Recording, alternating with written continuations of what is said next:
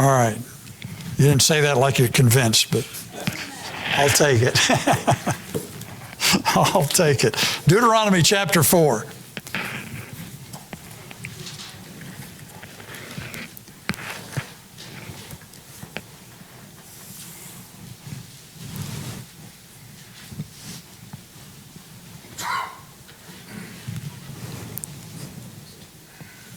Deuteronomy chapter 4.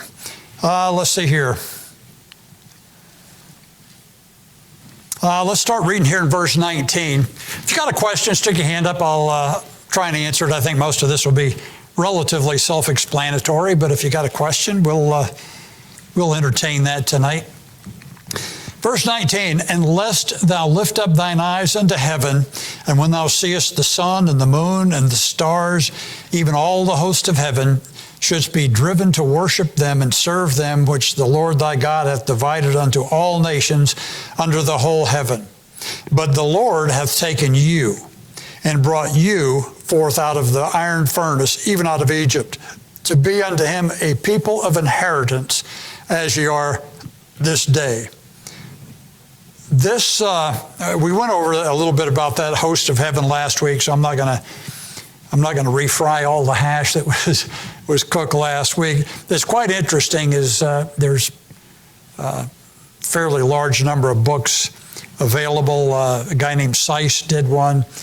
There's a whole bunch of other ones on gospel and the stars and each one of the constellations and each one of the, there's 3 lesser constellations involved with each one of those things. Each one of them tells the gospel story or some aspect of the gospel story.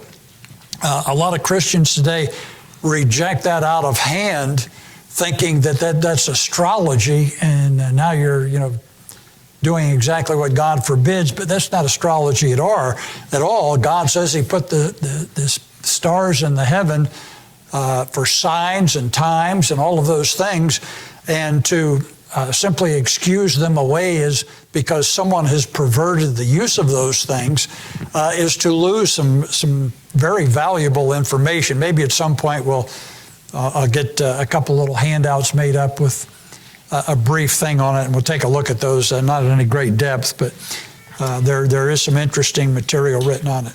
We were talking earlier, just as another side note, about China. They're interested in selling something to everybody. There's a book in the library back there. It's called The Discoverers. And if you've never read it, I would recommend it. A lot of it is it's a long book, and a lot of it is fairly tedious reading. But it has to do with people discovering things, how to mark time, how clocks came into being, and just sailing and navigation aids and all those kind of things. Stars are involved in a lot of that. But when people went to China, they found it was exactly the same thing 2,000 years ago as it was today.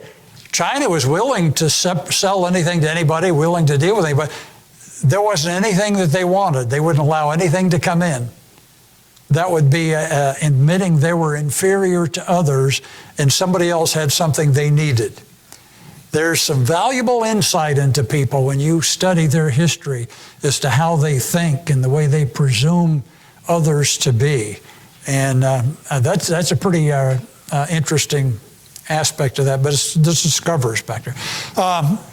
Anyway, back to verse 20. But the Lord hath taken you and brought you forth out of the iron furnace, even out of Egypt, to be unto him a people of inheritance, as you are this day. From the very earliest days of what would be Israel's existence, going all the way back to Abraham, before there was a Jew, in the sense of one of the 12 tribes. They didn't come along till it was Abraham, Isaac, and then Jacob, and of Jacob came the 12 tribes, so there's a fairly significant span of time between those two things.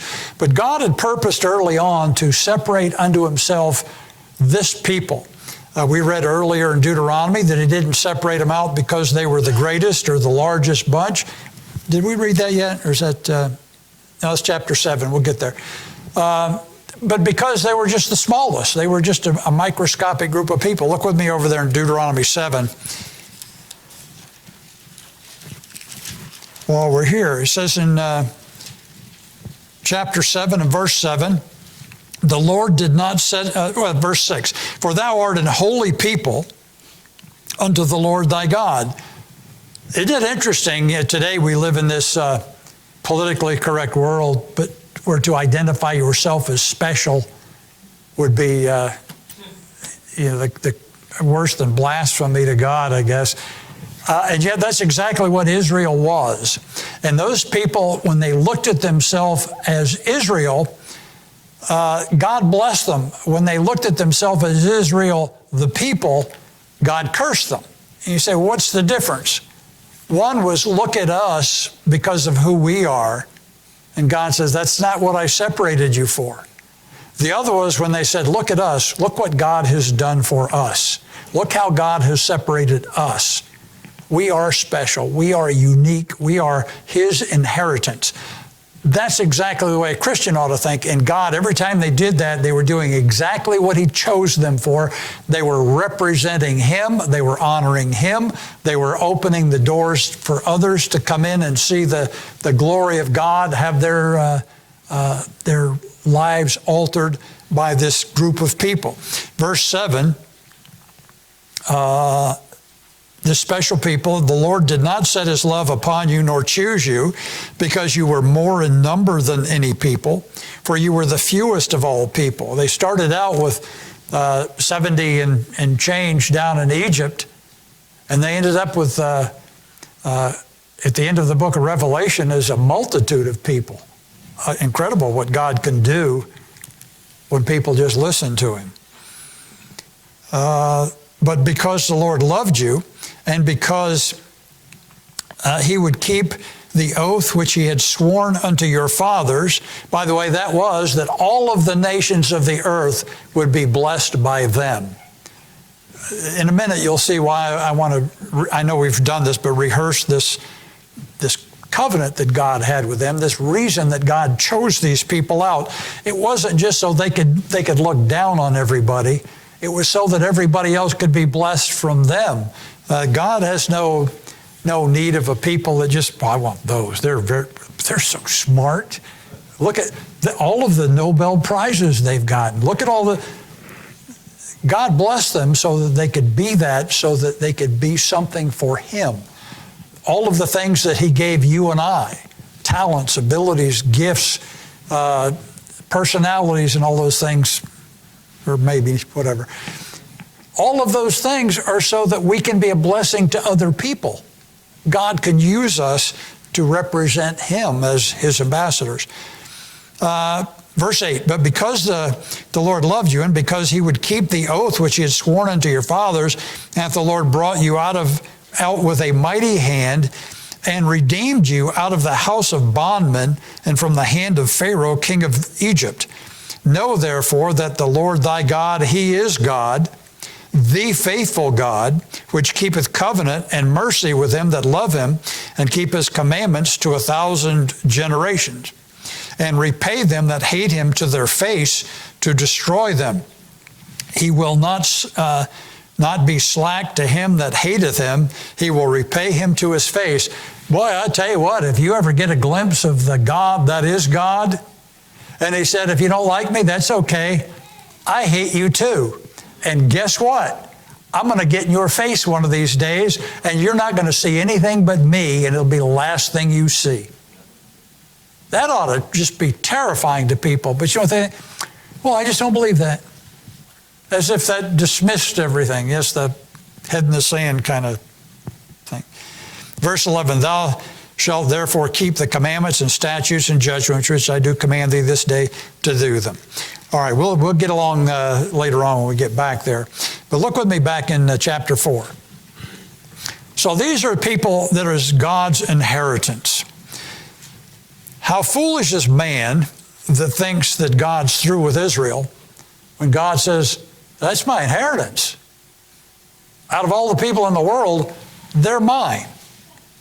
How do you know that? He took them out of the iron furnace of Egypt. He took them out of the house of bondage. He separated them from every penalty and every enemy and every alien that afflicted them when they did what He wanted. When they didn't, He told them in Deuteronomy 28, there's going to be a price for disobedience. nevertheless. And thank God for the neverthelesses of the Bible. If you're His, you're His. Nevertheless, your sin, it has to be accounted for. It has to be dealt with. But you are going to be okay. So this people of His inheritance, look with me back in Numbers chapter 2. I think that'd be a good place to start this little diversion. Numbers chapter 2 and verse 33. It makes a statement, and Israel was the people at large that He separated out of all of the families of the earth. That's interesting. He says in one of the minor prophets of Israel, of Thee only have I known. Well, you mean God doesn't know everything? He knows everything. But there's an intimate knowledge there that He knows more than anybody else because they've been His inheritance. They've been His special people since God decided He would do that. And then in verse, chapter 3 of Numbers in verse 30, chapter 2 and verse 33, I'm sorry. But the Levites were not numbered among the children of Israel as the Lord commanded Moses. They say, well, that's pretty odd. Why were the Israelites not numbered? Because He already had 12 tribes. And that was, the Israelites were His tithe, if you go through Exodus, His tithe of the people of Israel. They're mine. I've got a special use just for them. So God keeps whittling these numbers down, if you will, until He finally gets down to a people that's called after His name, a tribe that's called after His name, and a group out of that tribe who are people of one family who are called out of His name. And later on, He gets down to one man that is the product of all of those winnowing and processes, gets down to one family and has His Son incarnated into that one man, so that one son can be the blessing. This whole earth is going to be blessed by these people. Israel had their place, they failed. Dispensations always end in failure until God steps on the scene and ends the seventh one with 7 days of rest. Then the devil's released for a season, and then it moves on. He's judged and then moves on to the eternal state where there's no more time, there's no more sorrow, there's no more thing. And maybe if we figured it all out right, 1,000 generations have gone by. I don't know how you determine that, but if God says it's for 1,000 generations, I don't think it means for a good long time. It probably means 1,000 generations, just like in Revelation 20, where He says 1,000 years, 1,000 years, 1,000 years, 1,000 years. 6 times I think He says it. And then people say, well, He doesn't mean 1,000 years. Well, then how would you know what He meant if after saying it that many times He didn't mean it? All right, so let's see, where are we? Numbers 23:9. Got to forgive me. I wrote these down tonight. I started thinking about it and wrote them down tonight. So I got them kind of scattered around my notes. Numbers 23:9. If you remember Balak came down there and tried to hire him to curse Israel. And he says, yeah, I can't. Can't curse what God's blessed. Somewhere along the line in here, let's see. It says in verse 23, verse 9, from the top of the rocks I see Him, Israel. From the hills I behold Him. Lo, the people shall dwell alone and shall not be reckoned among the nations. So when God says He's going to put hooks in the jaws of the nations, except for that one, because they're not reckoned among the nations. They are a peculiar people unto Himself. When God talks about what He's going to do to people that reject Him, except for the people that are His. Why? Because they're bone of His bones, flesh of His flesh. They are not reckoned among the people. They're no longer Jews. They're no longer Gentiles. They're part of God's church.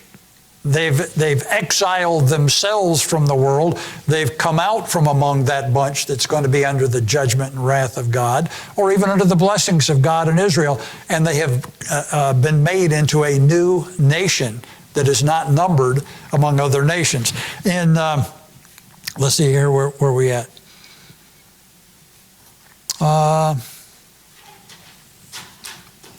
Deuteronomy 32.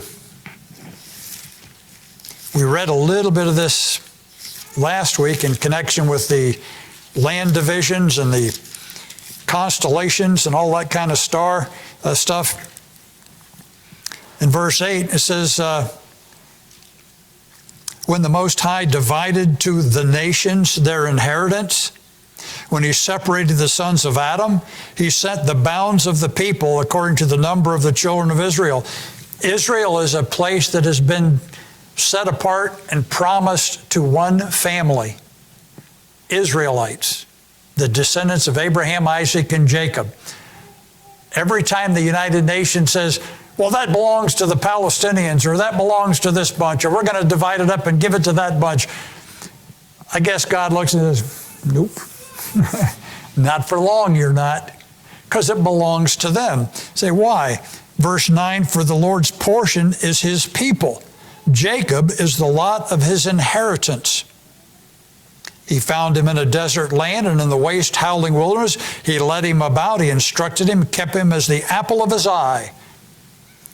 As an eagle stirreth up her nest, fluttereth over her young, spreadeth abroad her wings, and taketh them, beareth them on her wings, so the Lord alone did lead him, and there was no strange God with him. Well, that's the statement, because Israel's always had strange gods from the very time that they began prior to that. But God sees them, Israel. Anybody getting the idea that there's an Israel of God, and then there's another Israel that doesn't know God? And the one that people look at is, of course, the one that doesn't know him. And God says, yeah, who is a Jew, but that is one inwardly? It's not a matter of circumcision. It isn't a matter of, bobbing your head at the wall there and all that kind of business. It's a matter of what's going on in your spirit. Verse 13, he made him to ride on the high places of the earth, that he might eat the increase of the fields. And he made him to suck honey out of the rock, and oil out of the flinty rock, butter of kine, milk of sheep, with fat of lambs, rams of the breed of Bashan, and goats, and fat of kidneys of wheat. Thou didst drink the pure blood of the grape. And he goes on there talking about the rock of their salvation. But that's Israel. Israel is a special group called out. The church is, when that dispensation ended and Israel's failure, they were scattered to the ends of the earth, and God will pick up that covenant. In our Sunday school lessons, we'll eventually get through all the mysteries, the dispensations, as well as covenants. And covenants and dispensations are not the same thing. Covenants can run right through a whole bunch of dispensations, and God doesn't forget any of them, but they may not be strongly enforced or even observed anywhere except with God. He remembers those things. He promised Abraham that he would give them that land. He promised them that all of the nations of the earth would be blessed by them. He promised them that no matter what happened in the world, they would flourish as the stars of the heaven and as of sand of the seashore. They were going to be there. So if some crackpot gets on the internet and says God's through with Israel, the church is now Israel, you can turn that guy off safely and laugh at him, poke fun at him, and say, that guy has no idea what he's talking about, because he doesn't.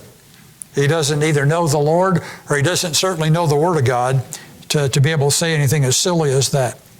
So, back to, anybody got a question on any of that stuff? The reason that stuff is important is because it helps you keep focused going through the Old Testament and even in the New Testament. Well, how's God going to deal with these people? In mercy and kindness, but he's going to deal with them under his covenant. That's why he said there's going to be a new covenant made with the nation of Israel after those days. And those days are after the church. When he comes back, he sets up a whole new thing. At the end of the book of Ezekiel, we went through that. The sacrifices are still there, most of them, not all of them. And it looks like they're all for something different than they ever were before. The priests are there in a still representing God, but in a different fashion than they were. Temples built a little bit different. There's a whole bunch of stuff different. But God makes that new covenant, and the reason he does is because they're going to be a nation born in a day, and they will keep that covenant. Just like a Christian, you keep that covenant. What is that? I'm trusting Christ. Say, well, I know people that trusted him at one point and then later on didn't. Aren't you glad that when you did, God says, I've already paid for your sin, I paid for the ransom for you. You've been bought with a price. You belong to me. You can make some bad mistakes now. You're going to pay for them, but you're mine. And you're mine forever. He didn't buy you on a lease. He bought you lock, stock, and barrel, as the old expression goes.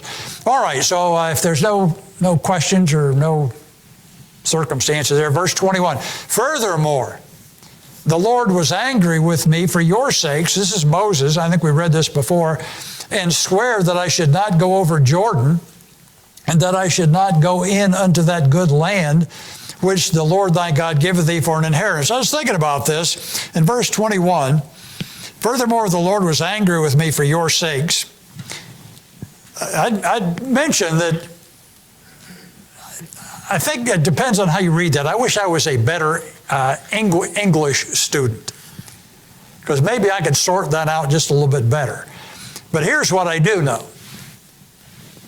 Moses was angry with the people, and he called them a bunch of rebels, and when God told him to speak to that rock and it would bring forth water, Moses took his rod and hit that rock twice, and it brought forth water, and God says, you ain't going in, because you disobeyed. Now, when Moses says, the Lord was angry with me for your sakes, it almost sounds like the typical, well, if you hadn't have been like that, I wouldn't have done that. And I only got that because of you. Or it could be because the Lord says, they're your sheep. And the Lord's angry with him because he was supposed to deal with them differently. Now, you take your pick. Both are true.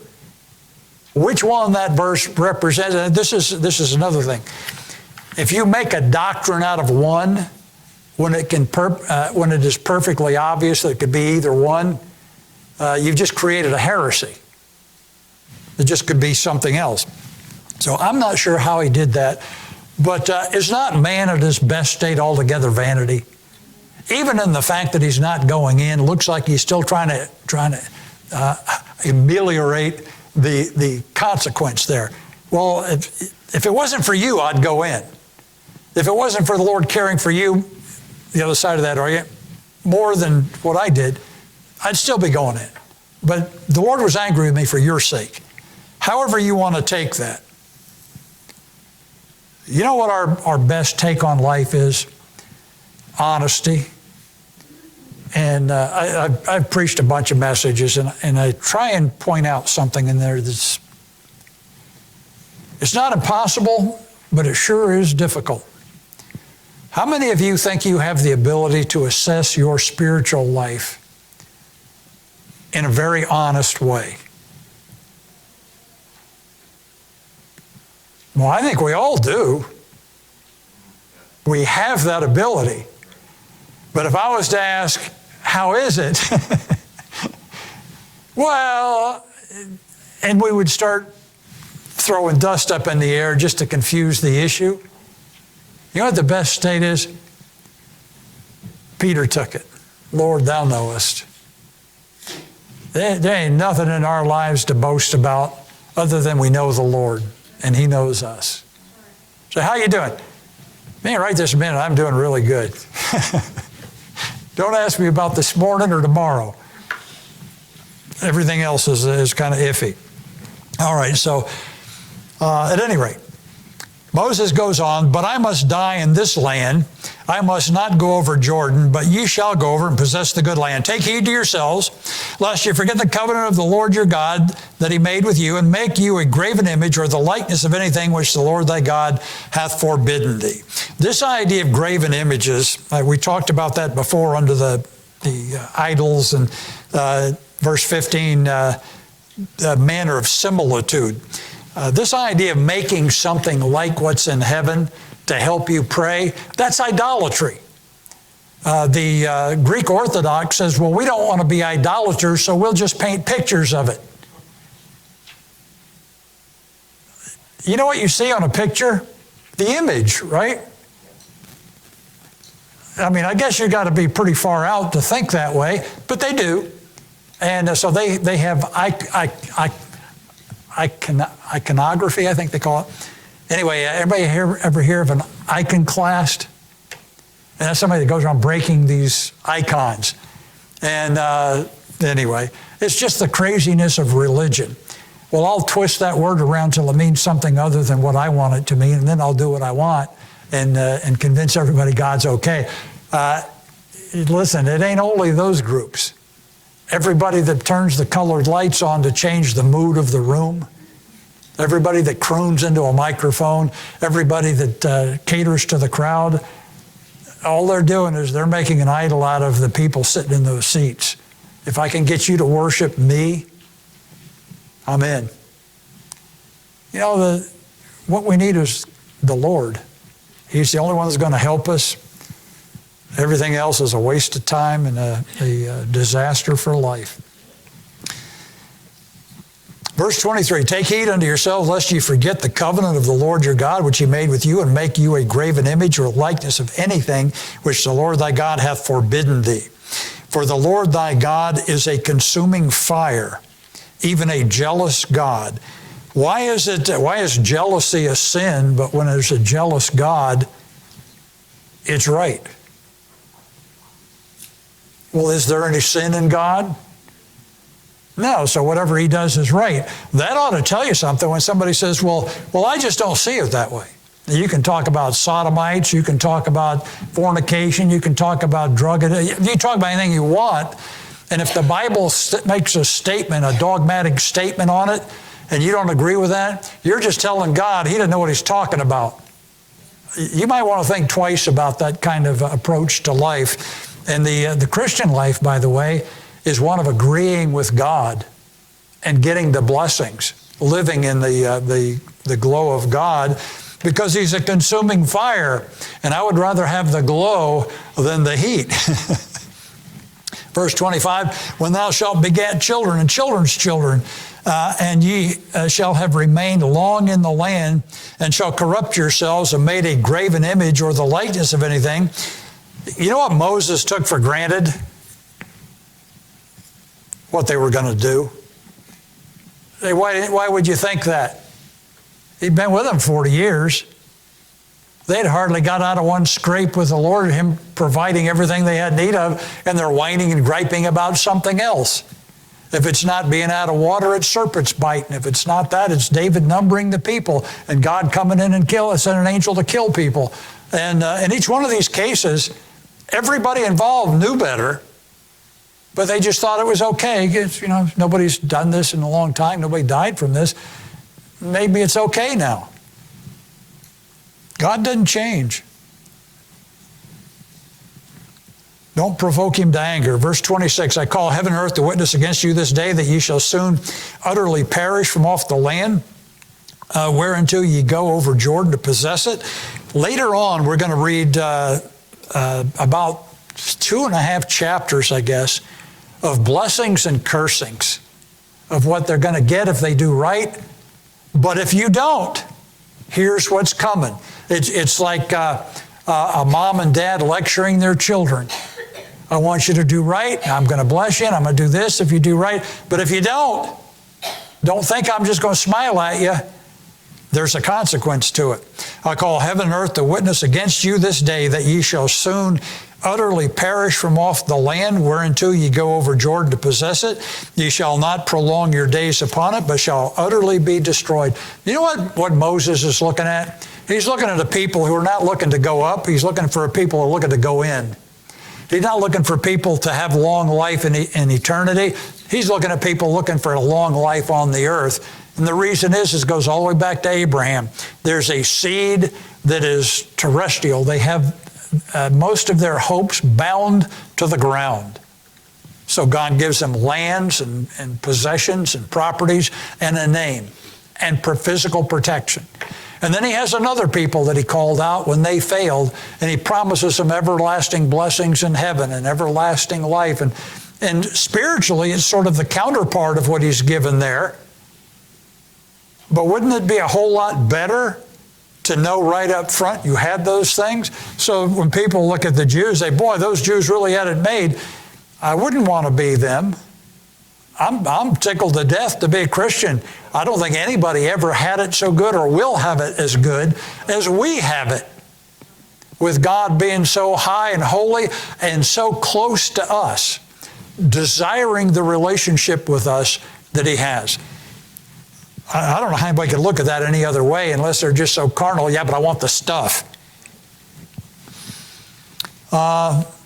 Verse 27, the Lord shall scatter you among the nations, and ye shall be left few in number among the heathen, whither the Lord shall lead you. You notice they're not going to be utterly gone. There's a few left. After the end of World War II, there were probably less than 6 million Jews. That sounds like a lot. That's not a lot for an entire group of people. 6 million of them at least perished during World War II. Before that and after that, the pogroms of the communist nations, I don't know that anybody even knows how many died there, but the numbers just kept on climbing. And you look at today, more people Jewish people live in New York than live in Israel. You say, why is that? It's where the money is. Don't want to go back to the homeland. Don't want to go do all those things. Don't want to be bound by those laws. Say, why would the Jews all vote liberal? Got me. You sure couldn't find that among a holy God that demands that you do this and honor that and remember that. Just doesn't matter. So Moses calls heaven and earth to be a witness against them. And the Lord tells him in verse 27, the Lord's going to scatter you among the nations. Their blessing was they were to be a people living alone, not mixed among the nations. When they came in, chapter 7 there, I think it is, talks about all of the nations there to displace and push out or to kill. There's 7 nations, all of them more powerful than Israel, but God says, I'm going to be with you. You push them out because I don't want them there. Matter of fact, I don't want anybody around you because everybody that gets around you is going to influence you. I want you to be preoccupied with me. Isn't it interesting that that's exactly what the Lord wants us? He says, I want you to go be witnesses to them, but I want you to get involved with them. Don't be unequally yoked with them. Don't be caught up with them. You remember who you are. Remember from whence you came. Remember the pit you were dug out of. See, save people. Well, I wish I wasn't saved. Are you crazy? Man, think back to what led you to get saved. That's a crazy statement. It is. People are nuts. And there, whether they're driven out, verse 28, and there you shall serve gods, the work of men's hands, wood and stone, which neither see, nor hear, nor eat, nor smell. But isn't God good? In the midst of your idolatry, after you spit in my face and rejected me, after I've given you your lands, given you properties, given you families, but if from thence, spread among the nations, thou shalt seek the Lord thy God, thou shalt find him, if thou seek him with all thine heart and with all thy soul. Sounds like Romans 10, 9, and 10, don't it? You know, it talks about over in Jeremiah that in the later days, when all of these things come upon you, and you begin turning to the Lord, you seek him, he'll be found. He's not made himself hard to be discovered. He's made himself impossible to be discovered by the proud. God resisteth the proud, but he gives grace to the humble. When thou art in tribulation. That's interesting. The very word, tribulation. You remember what Jesus said? Then shall there be tribulation in those days. So great as such as the world has not ever seen before. And what's it all about? It's all about Israel. It's all about beating them to a pulp, chastising them from one end of the earth to the other, and then sending out hunters and fishers for them to bring them back to their land where the Antichrist is waiting to devour them. And God intervenes, and they start looking for the Lord. What a merciful God. When thou art in tribulation, when all these things are come upon thee, even in the latter days, if thou turn to the Lord thy God, and shall be obedient unto his voice, for the Lord thy God is a merciful God. He will not forsake thee, neither destroy thee, nor forget the covenant of thy fathers, which he sware unto them. Let me point out something here. A lot of those Jews are long dead. These guys here, you'd be going back 3,500 years almost to see any of these people alive.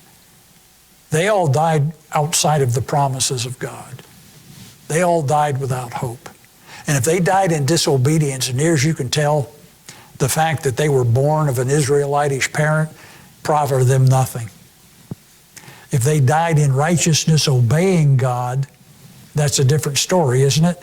So there's a whole bunch of Jews that died over all these years, and they are not going to show up at the judgment seat of Christ. They are not likely to show up for any rewards anywhere. They are more likely to simply show up at the white throne judgment as other lost people who did not take advantage of the offer that God gave them, and they rejected it. So what God is talking to about here and being merciful and forgiving is them as a nation. So when they as a nation come back, this just makes me crazy when somebody says, what's that guy's name? Big fat guy on TV there, Billy Hargis. The guy is, I think he's down in Texas. I mean, who I'm talking about? I'll think of his name after everybody goes home tonight. He said, the Jews don't need to repent. They don't need to get saved. They're the apple of God's eye. You know what that guy's doing? He's cursing every living Jew. That's right. He's denying them the gospel because he gets better airline rates and better hotel rates by promising he won't send people over there to proselytize the Jews. What a mess. Every one of Jesus' Jewish disciples, even Peter, Jesus said, you got to get converted. That Judaism ain't going to cut it. That stuff you're doing, it just isn't the answer. That's just religion. What you need is your heart fixed. All right, we're almost done here. Let me read verse 31 again. For the Lord thy God is a merciful God. Yes, he is. He will not forsake thee, neither destroy thee, nor forget the covenant of thy fathers which he sware unto them.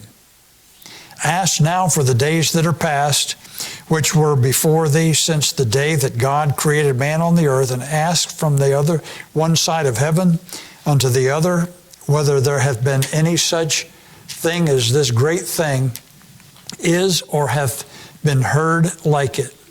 Did ever people hear the voice of God speaking out of the midst of the fire, as thou hast heard and live? Or hath God essayed to go and take him a nation from the midst of another nation by temptations, by signs, by wonders, and by war, and by mighty hand, and by stretched out arm, and by great terrors, according to all that the Lord your God did for you in Egypt before your eyes? Unto thee it was showed that thou mightest know that the Lord, he is God, there is none beside him. We're going to have to end there just because we're out of time, but we'll try and close out that chapter on a few other little odds and ends next week. Anybody got anything they want to add? Anything I skipped over? You? All right.